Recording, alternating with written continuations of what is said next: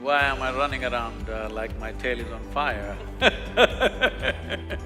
This is the best time to raise human consciousness. We have a window of 15 to 30 years, in my opinion.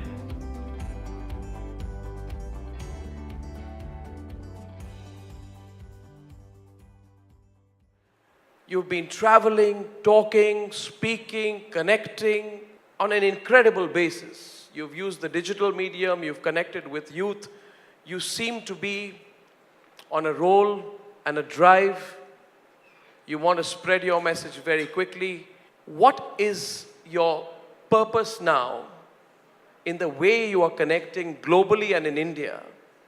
Well, why am I running around like my tail is on fire? Is because… See, this is the first time in the history of humanity, this is the first time when our survival process is so well organized. I just want you to look back and see, 100 years ago, if you had to get your morning, let's say a bucket of water, you had to walk a mile and carry a bucket of water. Today, most people are not fit to carry a bucket of water for a mile.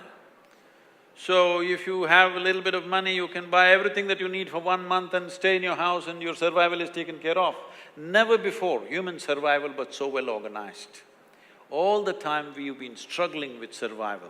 Survival is well organized, and for the first time, we can communicate to the whole world. Many great beings have come in the past. Let's say Krishna came, when he spoke, 25 people could not hear. A Buddha came as a gentle being, if he spoke probably 10 people could not hear properly. Today we can sit here and talk to the entire world. If we do not change the consciousness of the human creature in this generation, that means we are not interested. So this is the moment, because this is the first time survival is well organized and our ability to communicate is like never before. If we cannot raise human consciousness now, we can never do it. What is the significance of raising human consciousness? See, it's like this. When it comes to what is mine and yours, this is my body, that's your body, this is my mind, that's your mind, we may agree on a few things, disagree on some things. But what consciousness means is a dimension within us which is not determined by the boundaries of our memory. Our body is a boundary of memory, our mind is a boundary of memory. But our consciousness is a dimension of intelligence which is not marked by the boundaries of memory. Unless people touch this dimension, you can talk about unity, you can talk about togetherness as much as you want as principles and values, but never will it work unless human beings experience that sense of unity. This is what the word yoga means. The word yoga literally means union.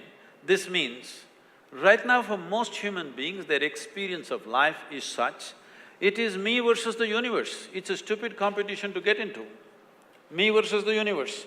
No wonder always they're anxious, fearful, struggling, simply because it is an individual versus the universal.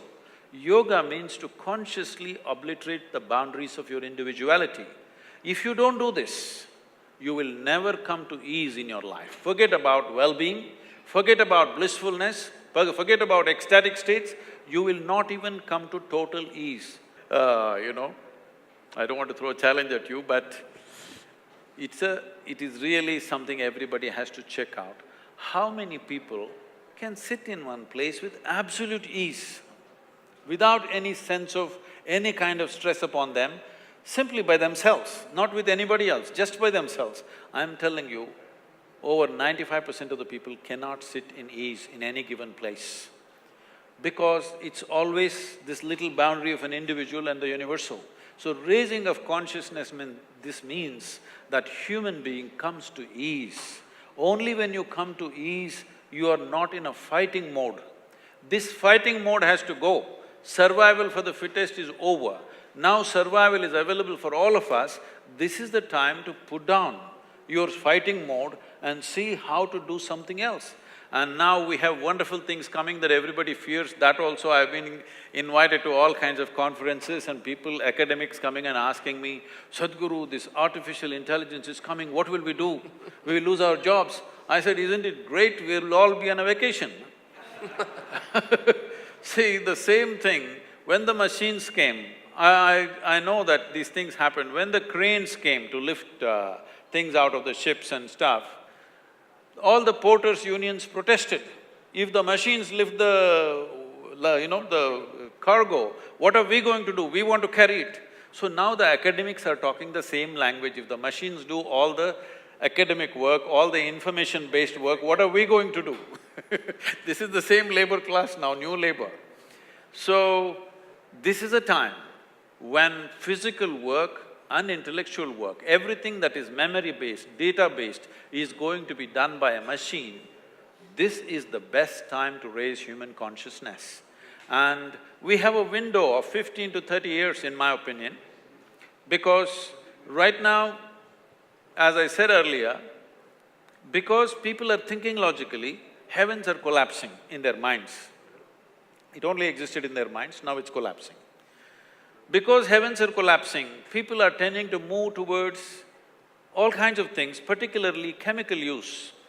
If you want to be healthful, there is a chemical. If you want to be peaceful, there is a chemical. If you want to be joyful, there is a chemical. If you want to be blissful, there is a chemical. If you want to be ecstatic, of course, there is ecstasy. So, people are moving towards chemicals. Just leave the rest of the world. In India alone, in the last 25 years, the consumption of alcohol has gone up at least 10,000%. Yes or no? It has. So, this is not a moral issue for me. What I'm saying is, once 90% of humanity goes on chemicals to keep their well-being, after that you can't talk to them. And the next generation that you produce will be less than yourself. If we make this happen, that the next generation we produce is less than us, this is a crime against humanity as far as I'm concerned, because the next generation has to be at least one step ahead of us, otherwise we have fundamentally failed as a generation. So this is our time on the planet. We have the highest level of comfort and convenience that any generation has ever known.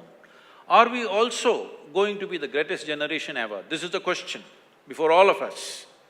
And we have the necessary means and technologies and capabilities to make this happen. The question is only, do we have the courage and commitment to walk this distance? That's what I'm trying to invigorate the world to.